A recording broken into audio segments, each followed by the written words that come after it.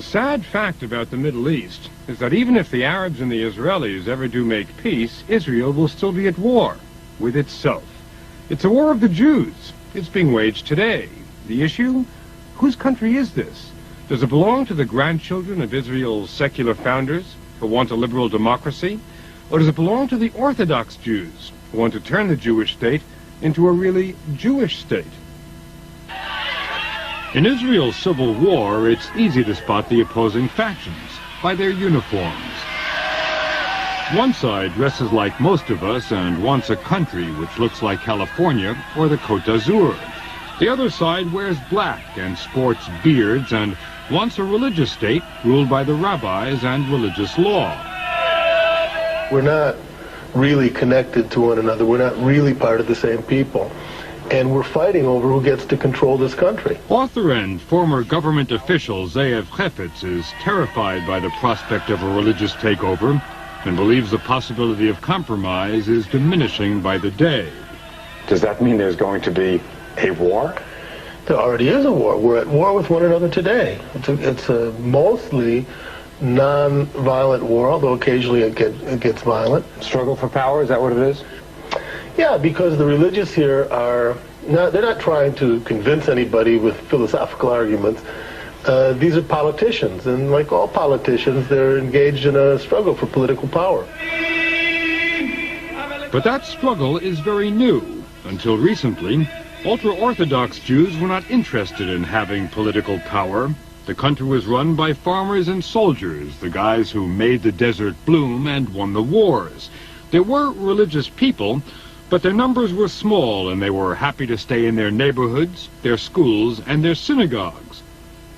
But then their numbers grew, and their political parties became powerful, so powerful that they now hold the balance of power.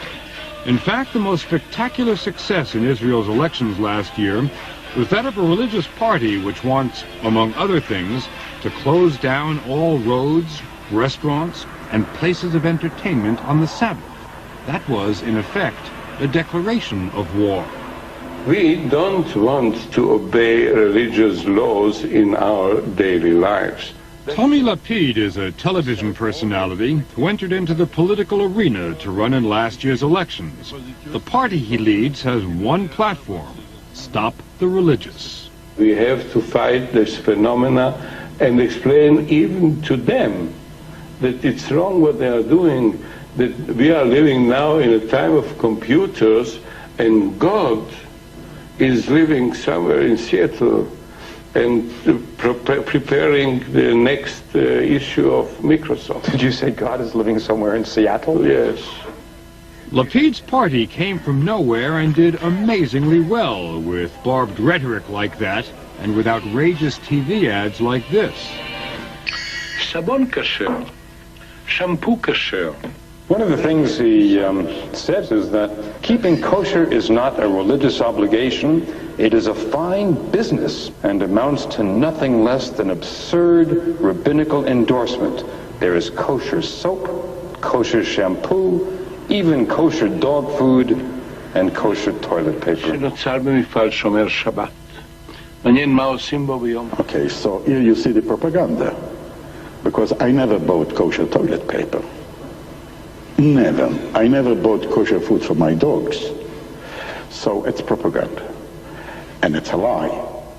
Abraham Ravitz is an ultra-Orthodox member of parliament who believes that by voting for Tommy Lapid's party, Israeli voters made a mistake of historic proportions. The Israeli society is very wrong by having, the first time in history, a fascist party. Fascist party? Yeah. Tommy Lapid, I think he is the one person that came up with a party only for one issue: to hate religious people or whatever it looks like Jewish people. People have accused you of contributing yourself very personally to the polarization, of whipping up anti-religious hatred. Some people we've talked to have accused you of being anti-Semitic. Yes, which is funny. I am a survivor of the Holocaust. I lost my father and 16 members of my family in the Holocaust. to accuse me of being anti-Semitic is like accusing the Pope of being against the Catholic faith. But this is the Middle East, where gravity moves to the extremes, and the center does not hold. Nowhere else on earth is so much passion confined to such small quarters. Just look at what's happening on one beach on one day. The religious ushering in the Jewish New Year with ancient rite and ritual. The secular, just a few dunes away, seeing the holiday as just another reason to play in the sun. Two worlds on one beach. But whose beach is it? Whose Israel is it? I think there's a lot of people that would give their lives to make Israel like any other state. Aaron Feldman is an American-born rabbi who's lived in Israel for 39 years. The whole thrust of their lives is simply to imitate America. And the most popular word in advertising is like America. The Star-Spangled Banner, you probably see it more here than in anywhere in the United States. It's true everywhere in the world. Is that a bad thing here?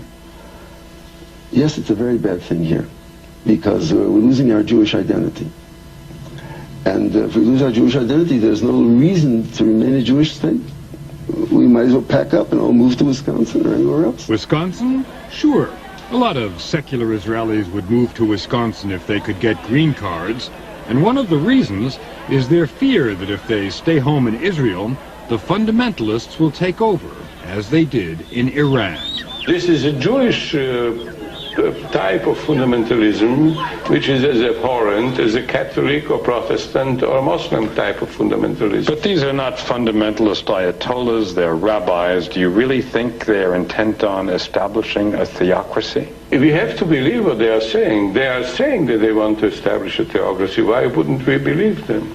And yet, we were in Jerusalem. How can you not believe a rabbi? Tommy Lapid says that you and your colleagues are striving for a fundamentalist state. If I believe in God, is that a fundamentalist? I believe in God. I believe that the purpose of life is to serve God, to become a better person, become a kinder person, become a more committed person to spiritual values. Am I a fundamentalist? According to Naomi Reagan, the answer is yes. She's a best-selling novelist and another critic of the ultra-Orthodox, but she's outraged them even more than Tommy Lapid. And that's because Naomi Reagan is one of them. She's deeply observant, but believes religion should play no role in politics. I think that when you make religion a component of political deals, when you make religion a reason for demanding economic power and all kinds of favoritism, and you put a lot of thieves in saints' clothing in charge of public funds, then what you're doing is desecrating that religion. It's pretty strong language, thieves in saints' clothing. Oh, absolutely. What Naomi Reagan, her few fellow religious dissidents, and the entire secular community rail against are the schools, the religious schools which are called yeshivas.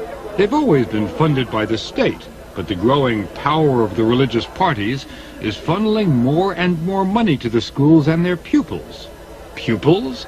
There are more than 67,000 of them, and many are in their 40s and 50s. That's all they do, study. They're all on welfare and are totally unapologetic.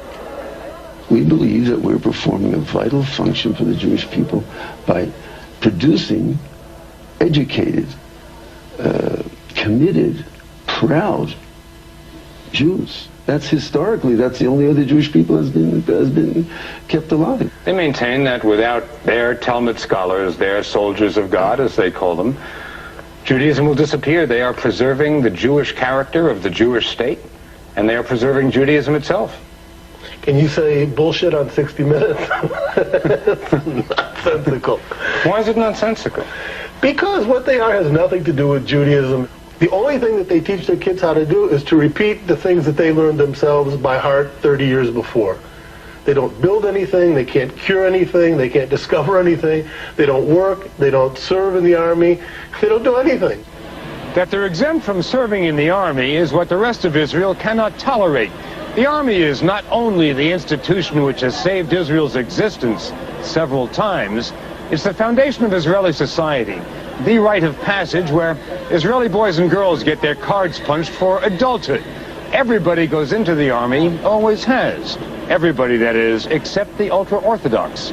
But once again, they have their reasons. Well, we have a question of priorities, right? Should we interest ourselves with the spiritual level of the Jewish people, or should we interest ourselves with the physical defense? There are other people that can help in the physical defense, but very few people that can help in the spiritual continuity of the Jewish people. That's our choice. Why should their boys join the Army when the Army doesn't want them and the Army certainly doesn't need them? What I care is that they should not be exempted. There cannot be some Jews who are good enough to die and some Jews who are good enough to pray. If we would all follow their commandment to join their yeshivas, who would defend this country? They say God will defend this country. Well, God didn't defend the Jews in the Holocaust. He slept. He nodded. But the most feared army in the Middle East has a new unit, a brand new unit made up of ultra-Orthodox volunteers. They are dissidents or dropouts, depending on your point of view, but they wanted to leave the yeshivas and take up arms.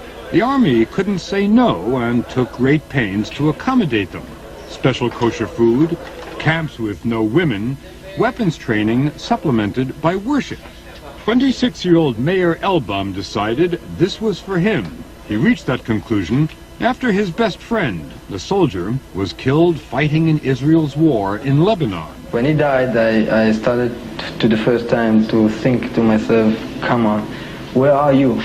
Sitting in the yeshiva, hanging around the streets, marketing, making business. You have to do something for the people also, for the community, for the country. And I said, come on, if you want to be a man got to do what a man got to do. So I wanted to go fight. But neither side has embraced the experiment. The rabbis have denounced it. They don't want to lose their boys. And the secular parties have declared they won't be satisfied with yeshiva dropouts. They want them all, whether the army needs them or not. So while a few good-natured boys take up arms to bridge the gap, the civil war continues. But many on both sides think the outcome is a foregone conclusion. It will not be decided by right and wrong because there is no right or wrong. It will be decided by power, and since Israel is a democracy, that means numbers. Within a generation, Israel's prime minister may well be wearing a black hat. And that's because while secular families have an average of 2 children, ultra-Orthodox families have more than 7.